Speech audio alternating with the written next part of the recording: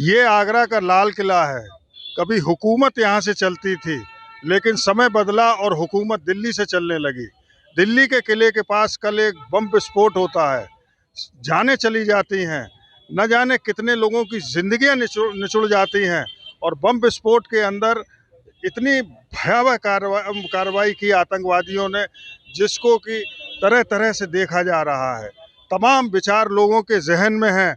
आगरा के अंदर भी विचार विमर्श, राय मशवरे चल रहे हैं। आपका क्या नाम है? मैं डॉक्टर सुरेंद्र सिंह भगौर हूँ। अच्छा, ये बताइए कि कल दिल्ली में बम विस्फोट हुआ, उस बम विस्फोट को आप किस नज़रिए से देखते हैं? क्या कमी रह गई और क्या होना चाहिए अब? देखिए, मेरा मानना ये है कि बहुत बड़ी घटना है और देश के लिए शर्मसार करने वाली घटना है। हमारे तमाम भाई बहनें उसमें घायल हुए हैं, कुछ की मृत्यु हुई है और ये बड़ी घटना है। दिल्ली जैसे कैपिटल और जहाँ भीड़ भाड़ वाले इलाके में, जैसा कि भारत की एजेंसियां बता रही हैं कि ये टेरर अटैक है जिसमें आरडीएक्स वगैरह के सबूत मिले हैं। मेरा मानना यह है कि कहीं न कहीं चूक तो हुई है और दिल्ली जैसी जगह पर एक आरडीएक्स मिलना ये बड़ी अपने आप में एक घटना है। और मैं जो अब बात कर रहा हूँ कि इसमें कुछ पढ़े लिखे डॉक्टर्स जो टेररिस्ट पकड़े गए हैं। अभी मैं देख रहा था, एक लड़की इलाहाबाद मेडिकल कॉलेज से उसने एमबीबीएस किया, एमडी किया और उसके बाद वो टेररिस्ट बन गई। उसकी गाड़ी में भी फरीदाबाद में आरडीएक्स पकड़ा गया है। एक डॉक्टर है जिसके मतलब चैम्बर से, जिसके मतलब लॉकर में से AK-47 पकड़ा गया है। कुछ और डॉक्टर्स भी पकड़े गए हैं। कुछ अभी गुजरात में पकड़े गए हैं। जो सेरिन एक पॉइजन होता है, सेरिन, चूंकि मैं एक डॉक्टर हूँ, सेरिन पॉइजन को मैं अच्छी तरीके से जान सकता हूँ। सेरिन एक ऐसा पॉइजन होता है जो टेस्टलेस होता है। पानी में मिला दो, खाने में मिला दो या दूध में मिला दो, किसी में भी मिला दो, उसे खाने के बाद आदमी तुरंत साइनाइड से भी फास्ट काम करता है। लोग, एक नरसंहार पूरे देश में हो सकता था। गुजरात एटीएस ने इसको खोला है। मैं सरकार से मांग करता हूँ, अब पूरा देश हमारा एकजुट है इस घटना के विरोध में और सरकार से हम ये उम्मीद करते हैं कि जो भी व्यक्ति इसमें दोषी है, चाहे वो देश का हो या विदेश का हो, उसे किसी कीमत पर बख्शा नहीं जाना चाहिए और इसमें कड़ी से कड़ी सजा उनको मिलनी चाहिए। ये पूरा देश चाहता है और सरकार से ये हम लोग उम्मीद करते हैं। आपका क्या नाम है? मेरा नाम असलम कैसफी है और मैं आगरा निवासी हूँ। अच्छा, कल जो दिल्ली की घटना हुई है, इस पे आपका क्या मानना है, क्या नज़रिया है? देखिए, सबसे पहले तो इस घटना में सभी मरने वालों को मैं श्रद्धांजलि अर्पित करता हूँ, क्योंकि ये छोटी घटना नहीं है। इससे पूरा देश हिल चुका हमारा। और इस घटना के लिए अगर देखा जाए तो सब लोग जहाँ तक जा रहे हैं सरकार पे आरोप लगा रहे हैं। इस पे सरकार पे आरोप लगाने की इसलिए ज़रूरत नहीं है कि हमारे यहाँ 10-11 साल से इस घटनाओं की कमी आई है। जब घटनाएं नहीं होती हैं, कभी कभी ऐसा होता है, जब रोज़ अगर कहीं पे चौकीदार भी बैठता है तो उसे लगता है कि किसी तरह के चोर इस एरिया में नहीं है, तो कभी कभी नींद लग जाती है। इसी तरीके से क्या हुआ है कि हमारे यहाँ पर जब एक बड़े पीरियड से, बड़े समय से इस तरह की घटनाएं सुनने में नहीं आ रही हैं, तो कहीं ना कहीं हमारी एजेंसियों से ये चूक हुई है। तो हमारा ये कहना है कि देखिए, घटना चाहे आने वाले 50 साल और ना हो, लेकिन हमारी एजेंसियों को सोना नहीं है, जागते रहना है। और जिस तरह की ये घटना हुई है, उसकी निंदा जितनी की जाए उतनी कम है। और हमारा यही कहना है कि देश का हो विदेश का हो, जो इस घटना में शामिल हैं, अगर हमें कब्र से भी खोद के लाना पड़े तो हम कब्र से खोद के लाएं और उन्हें उस सज़ा तक पहुंचाएं जहां का उनका हक है, अधिकार है। क्योंकि ये घटना निंदनीय है और इस तरह की घटनाएं दोबारा ना हो, उस तरह का हमारी सरकार को सोचना चाहिए। आपका क्या नाम है? गोविंद पारा सर। दिल्ली की जो आतंकवादी घटना है, उस पे आपने कल से उसको पढ़ा होगा, वीडियो में देखा होगा। क्या आपके जहन में आया, क्या आप सोचते हैं उस घटना पर और क्या होना चाहिए? ये घटना झकझोर करने वाली घटना है। ये देखो, कई दिनों से संकेत मिल रहे हैं कि देश में आतंकवादी हमला हो सकता है। अभी कई मुसलमानों के घरों पर आईडेक्स मिले हैं। हर घर में अगर खुदाई या वो देखा जाए तो मिलेगा ना कुछ, लेकिन सरकार को इस पर संज्ञान लेना चाहिए। जितने भी ऐसे लोग हैं जिनके जहाँ, क्योंकि ये जांच चलती है ना तो दूसरा आतंकवादी हमला हो जाता है। जांच नहीं होनी चाहिए, इनको तो चौराहे पे लाके फांसी पे लटका देना चाहिए जो भी इसमें दोषी है।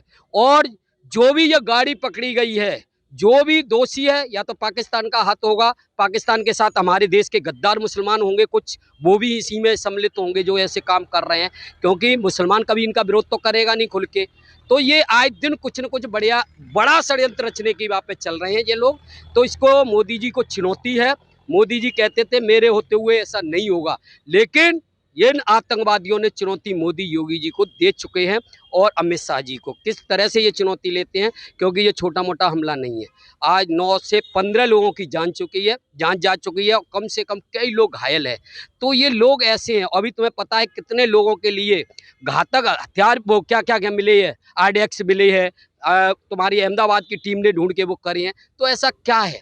तो इनकी चेकिंग होनी चाहिए। जिन जिन पे देश में जिन गद्दारों पे अगर दिख रहा है तो उनके घरों की चेकिंग होनी चाहिए। और ऐसे पकाया जाता है माल तो इनको चौराहे पे लाके फांसी पे लटका देना चाहिए, क्योंकि ये देश के हितैषी नहीं हो सकते। ये अच्छे मुसलमानों के भी विरोधी हैं। जो अच्छे मुसलमान देश के भक्त हैं उन पे भी ये प्रचंड लगाते हैं। तो ऐसे आतंकवादी जो मुसलमान हैं, ऐसे देश के गद्दार हैं, पहले इनको चुन चुन के मानना चाहिए, तब इस देश में शांति होगी, नहीं वरना ऐसे हमले होते रहेंगे। आपका क्या नाम है? अज्जू चौहान, राष्ट्रीय अध्यक्ष बजरंग वाहिनी। अच्छा, बजरंग भाई।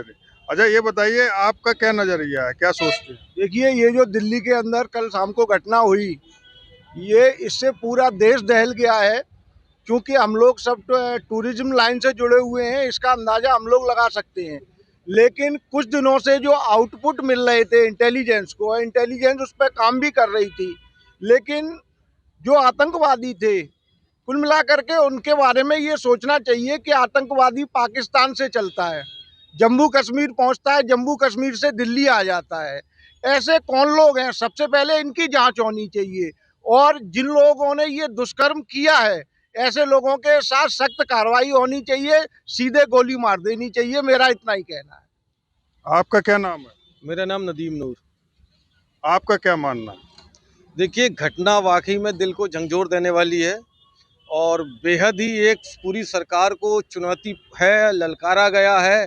लेकिन उसके साथ साथ बार बार जहन में एक सवाल आता है, मोदी जी ने 2014 में जिस प्रकार से वादा किया था कि देश की सिक्योरिटी, देश की सेफ्टी सर्वोपरि है और देश के उन्नति के नाम पर वोट मांगा था, उसके बाद लगातार ये घटनाएं होती गई मोदी जी के शासनकाल में, जिनका 56 इंच की छाती है।